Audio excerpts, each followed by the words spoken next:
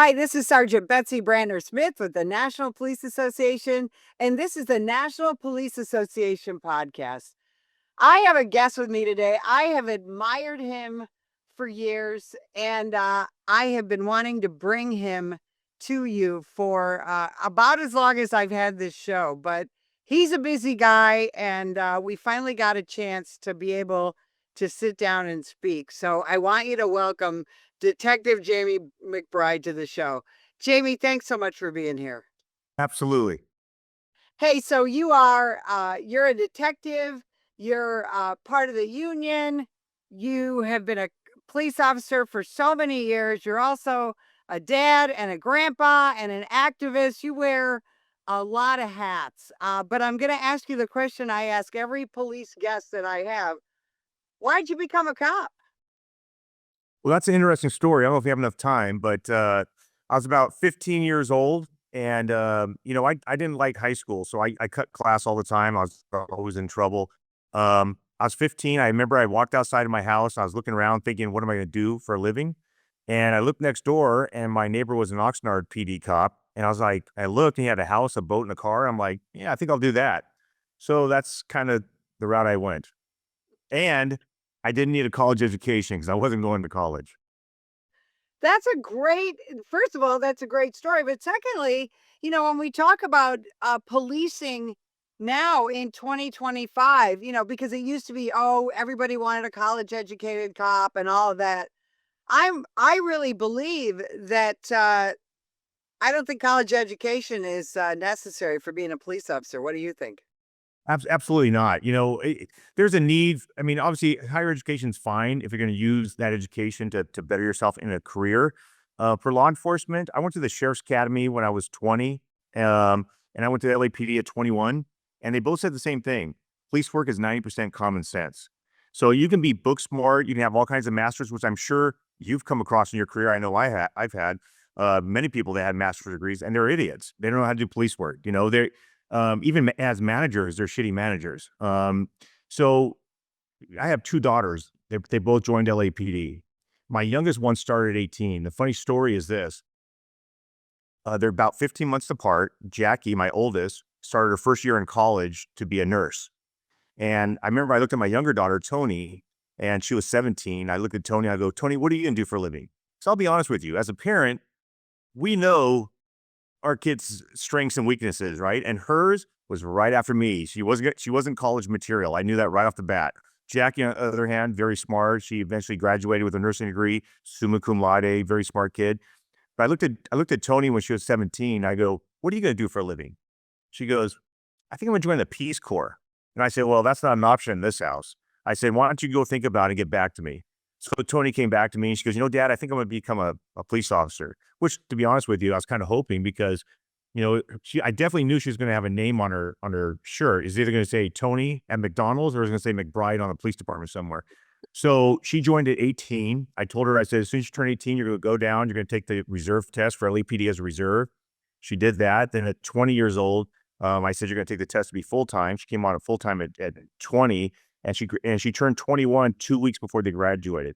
And then Jackie did nursing through COVID. Did not like that experience, and then she said, "Hey, I'm going to join the police department." And so now she joined LAPD as well. But definitely don't need college degree. I know they're pushing that in California now. That after I forgot what year it is, that everybody has to have not only a college degree, a criminal justice degree. Now, I don't know if you have a degree. I don't know if it's in criminal justice. I don't know.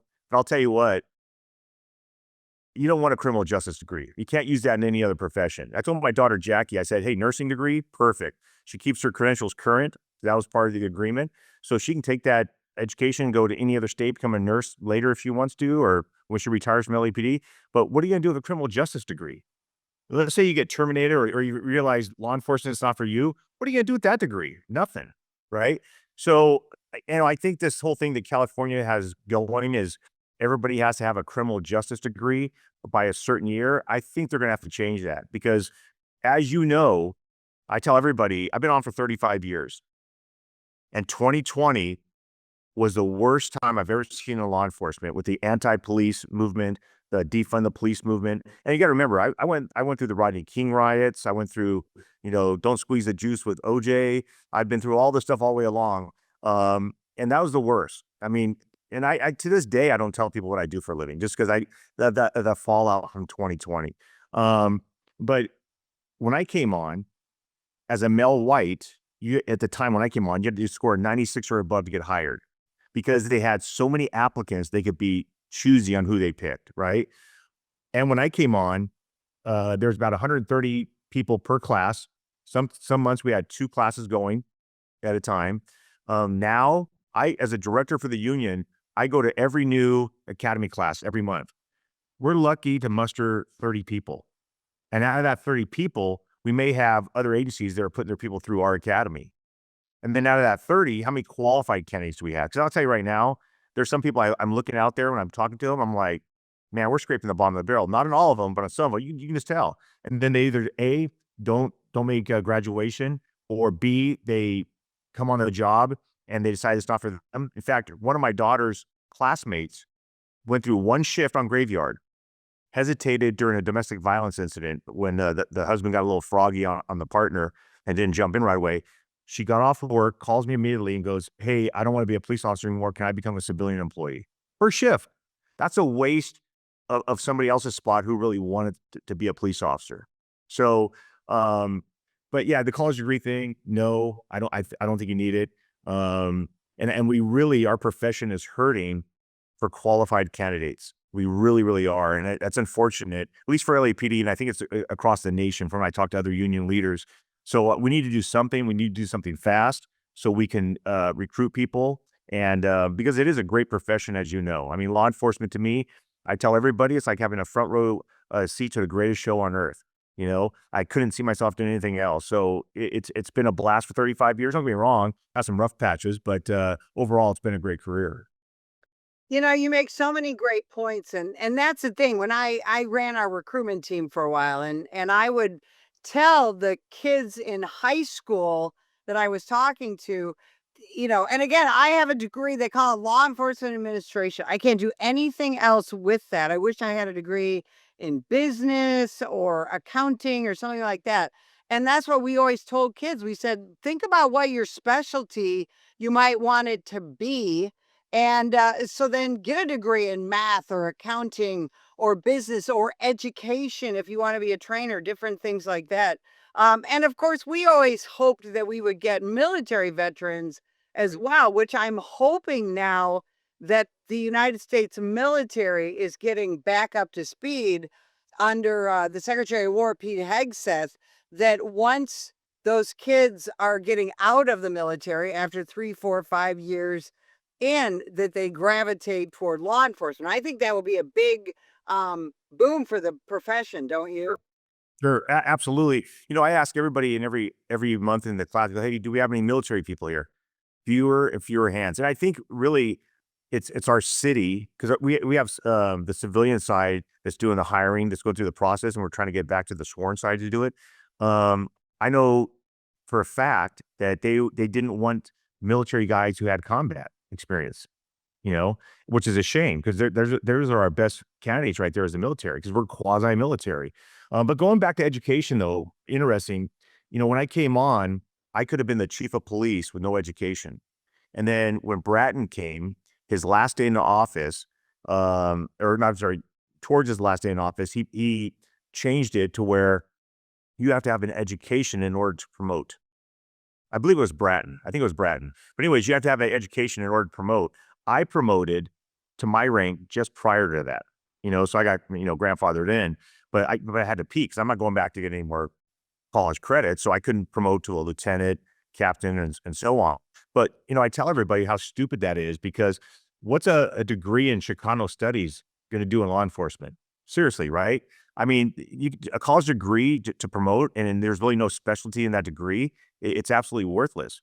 But going back to what you said about the military, absolutely. I think that we as LAPD, I can't speak for everybody else, need to do a better job of recruiting more military personnel because they're used to working all hours. They're used to wearing a uniform, grooming standards. Here in California, the great state of California, I say that with a chuckle, our governor, who's an idiot, he passed this, he signed this bill into law called the Crown Act. And what the Crown Act is that you're allowed to have any hairstyle that's your ethnic hairstyle. You can have all this craziness as long as it's your ethnic background type of thing. For example, you know, um, let's say a male black and he wants to have cornrows. Now they can have for LAPD. Now you can have cornrows. Now for LAPD, we used to be voted for a long time best uniform appearance in the nation in law enforcement. We took pride in that. We don't allow beards in uniform, goatees, beards, nothing, right? Now we have guys and females that are having the craziest hairstyles, and they say it's their ethnic background because of the Crown Act they're going to. Then we have people that they come on the job that apparently they had no skin irritation at all, and also they come on and they have a skin irritation to shaving, so they're getting medical notes to grow beards. And I've written several articles on it. And also now in the military they have tattoos, which is fine. I'm sleeved out on both arms, and we have a policy that came out, I don't know now, maybe 15 plus years ago, that you have to cover up your tattoos. And the reason why it happened is somebody had an inappropriate tattoo, and that started the whole thing. And at the time, I was a little upset, going like, "Wait a minute here, we should be grandfathered in because now I got to wear long sleeves." But as time went on, I agree with that policy, and here's the reason why. I've written articles on this as well, because you have a lot of this generation now. It's like everybody gets tattoos. You can get the guy who got his lunch money taken away, and he's fully sleeved out now with the tattoos. It's not just the bikers and the bad guys. Like everybody gets tattoos nowadays. And then now everybody wants to, why do we have to cover up our tattoos? Well, number one, first of all, you came on this job knowing that.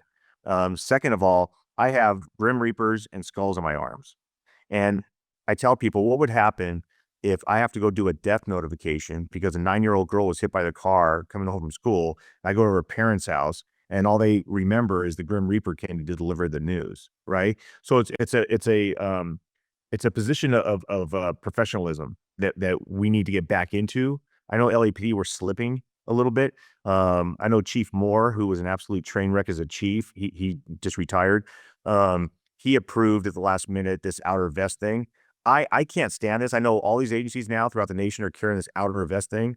And you always see coppers tucking their hands in like this, and and pretty soon they start adding everything else to it. Um, and I think for us, it looks unprofessional. Now, if you're doing a search warrant, if you're in some kind of like tactical gear, that's great, but not for your everyday patrol or investigation out in the field. I think it looks like crap personally. And a lot of officers talk about, Jimmy, can we wear black shirts? Tell the chief we want to wear black shirts because the triangle of death. I don't know if you ever heard that, right? You have a dark uniform, the triangle of death at night.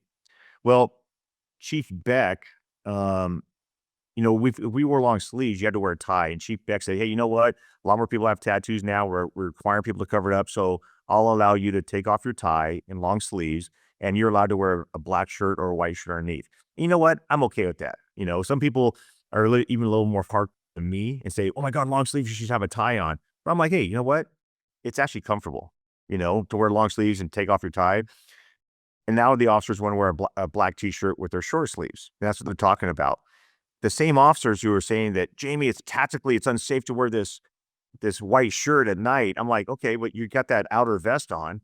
I go, now as a suspect, I have something to grab onto and shake you around and control you. I go, to me, that's worse, you know? So I think some people are picking and choosing what they want to gripe about, um, but again, I think we do have a great profession. We need to do a better job of recruiting people. I know I've recruited my two daughters. I used to coach softball for 10 years. I recruited softball players to come on the police department. But I really think our profession's hurting across the nation as far as the quality of officers and as well as just getting people to apply. And that's why some of the standards have slipped because they're not getting the applicants like they used to. Like I said, we should have thousands of people.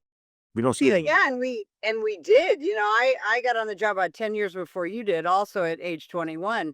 And every department in in my area, in the Chicago area, there were thousands of people applying for those jobs. Chicago PD, 10,000 people would apply for 4 or 5 jobs. And like you said, now we have a real hard time anywhere in this nation, with a few exceptions like Florida, parts of Texas, things like that, even filling an academy class.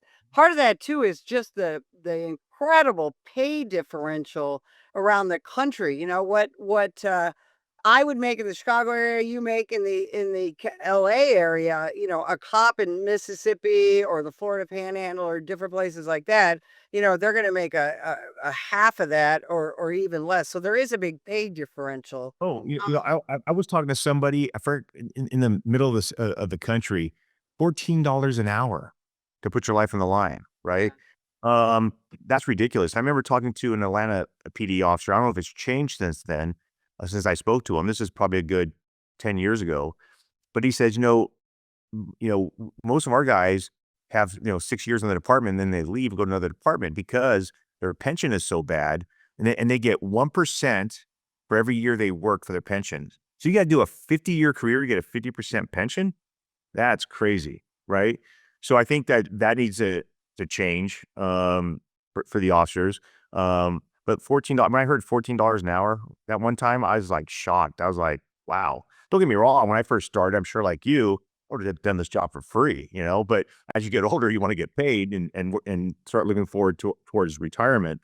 But and it's funny because even LAPD, I grew up in Ventura, which is about 50 miles north of Los Angeles, and didn't really go to LA. To me, that was another world. Well, I was in the sheriff's academy at the time, and one of my classmates said, "Hey, I just took LAPD's test, and they got a big expo this weekend. You want to go with me?" I'm like, "Well, I'm not doing it this weekend. Yeah, let's go." Right. So I remember I went there, and it was the wow factor. Right. It's just like you see in the movies. It's big towers, Los Angeles Police Department. I remember I walked up onto the field. They had the air unit, K9 SWAT, all these people, bells and whistles. There are thousands of people there, literally. And I remember this officer in Class A's walking by, and he has a long line of civilians. At the end was a sergeant in Class A's, and he looks at both me and my buddy and goes, "Did you guys take the test yet?" My buddy goes, "Yeah, I did, but he didn't." The sergeant walks over, grabs me by the elbow, puts me in the line, and I remember I was at the end of the line marching off, and I looked back at my buddy with my hands up, and the sergeant goes, "You'll be done in 45 minutes." And next thing I know, I became an LAPD cop. So it's a fluke how things happen. But I wouldn't have changed it because LAPD, like Chicago, it's so big and it's just it's a wild place to work. But again, I tell a lot of these officers, like my two daughters, that there's a famous saying in a Clint Eastwood movie, where he says, "A man has got to know his limitations." And I told my daughters, I said, "You know what that means?" I said, that means there's a lot of guys out there that I can kick their ass. And there's a lot of guys out there that can kick my ass." I said, "But in reality, you're not kicking anybody's ass. So you got to know your limitations. You rely on your partners, your tactics, communication, everything else." And that goes for male and female. Like I said, I can get my ass kicked as easy, but they're not going to, I don't see them winning any fights, to be honest with you. It's just not going to happen. And that's just reality. And no fault to this person, to show you about how things change, right? So LAPD is pushing this thing called 30 for 30. Are you familiar with this? I'm extraordinarily familiar with it. I've spoken about it in the media a lot, and I'm very against it. I'm Yeah. So, very against it. and I have two daughters that joined LAPD. So, but the 30 for 30, for those of you who don't know about it, is a push for 30% female on LAPD by the year 2030. It's nationwide. It's nationwide. Now, I found a way to solve that problem tomorrow. I think, as a union leader, I think I should just tell all the membership, let's go in and tell everybody that we identify as female. And then we would solve that problem immediately. No asterisk next to our name. We're just a female. So we just solved that. But anyways, but In LA, that might work. but we hired some people who aren't citizens, right? And they're here illegally. We hired them. One of them, it's a long story, but this one detective woke up in the middle of the night, heard something out in his front yard. There's two guys trying to either break in his car or steal his car. As they're fleeing, they shoot at him. He takes off. He gets the license plate number. Turns out to be registered to in the academy. It was her son, who I believe they're both of her sons were, I think, documented Florencia 13 gang members. But here it is. You have somebody who's not a citizen here that you let join the LAPD.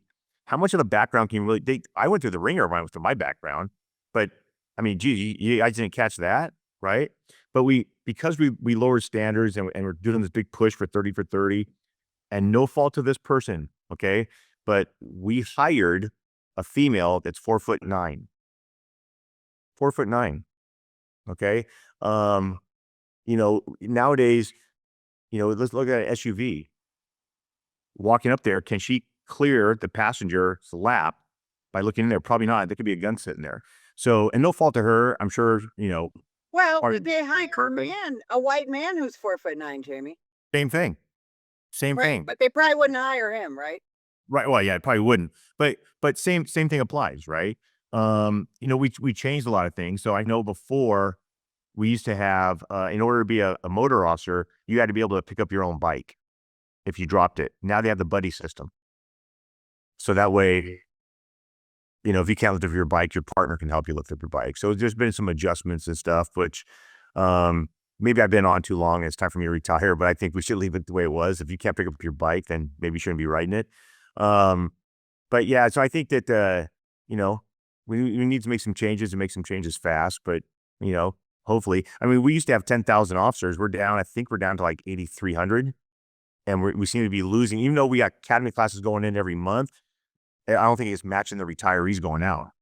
Well, So again, that's a nationwide problem. 9 out of every 10 police departments are short-staffed, and the largest of the cities, LA, Chicago, New York, I could go on and on and on, are all terribly short-staffed. And that's one of the things I wanted to ask you about because, you talked about, you went through the LA riots, you've been through some other things, you've been through some things personally and professionally.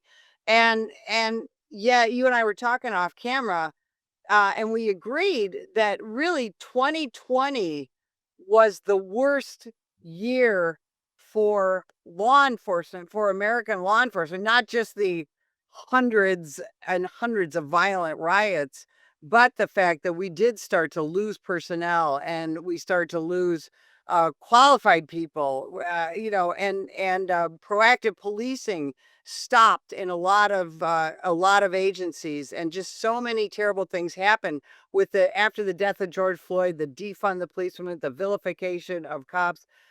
Talk about how you see us nationwide recovering from that.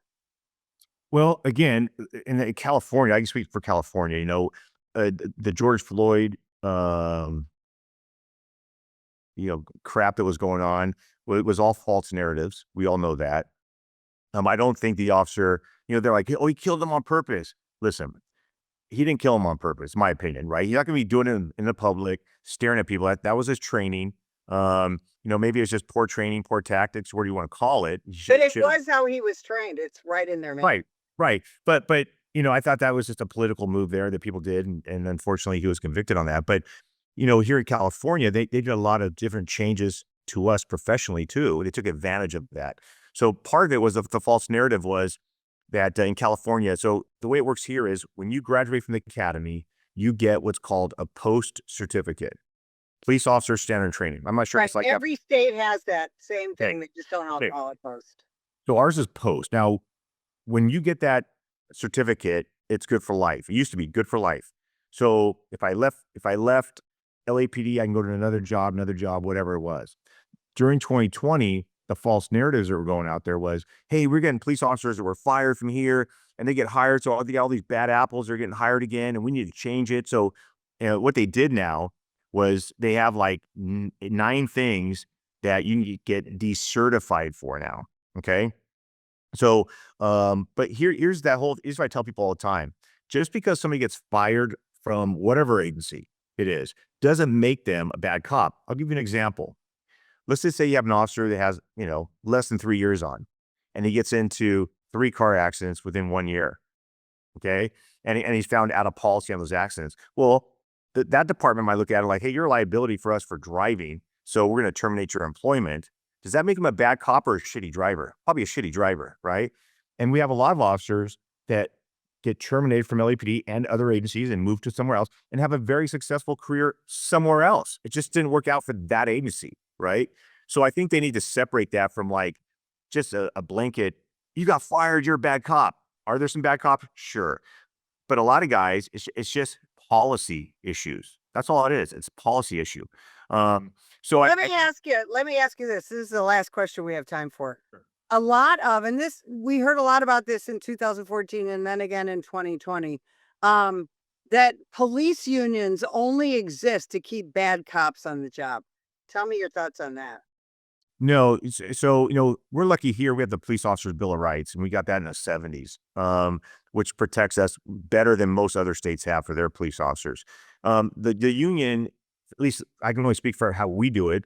We're here to protect the officers, their working conditions, their pay, everything else. We help them out with their any type of discipline, grievance, you name it, we handle it. So it's not to keep bad cops. We don't want the bad cops either. It makes us all look bad across the nation, right? So that's a load of crap when they say that. That's just the false narrative that a certain particular political party always puts out.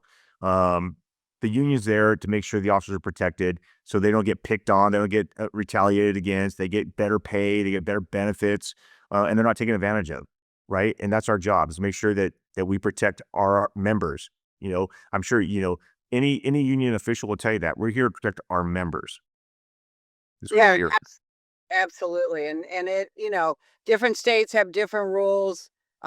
Police unions have different rules than teachers unions and other different unions. We can't go on strike.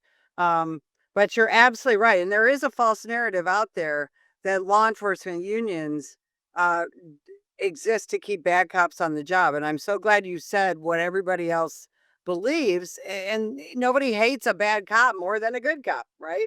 Right, right. Yeah, absolutely. Like I said, do you want it to tarnish, your career, so everybody looks at everybody the same way? When things happen, I tell everybody, LAPD is the most reformed police department in the nation.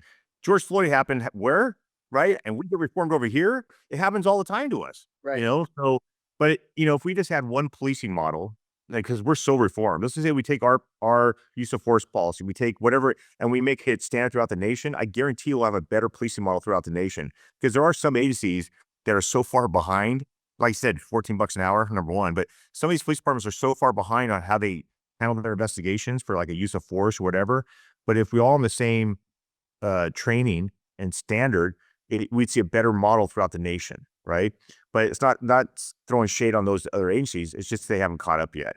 They're trying their Well, hardest. because training is expensive, you know. Right? You know, Absolutely is. if you're remember, most police departments are less than 10 officers. So if you're Yeah. making $14 an hour, you're one of five cops, and your county budget for the entire year is $1 million, you're not going to get the same training as you would at LAPD.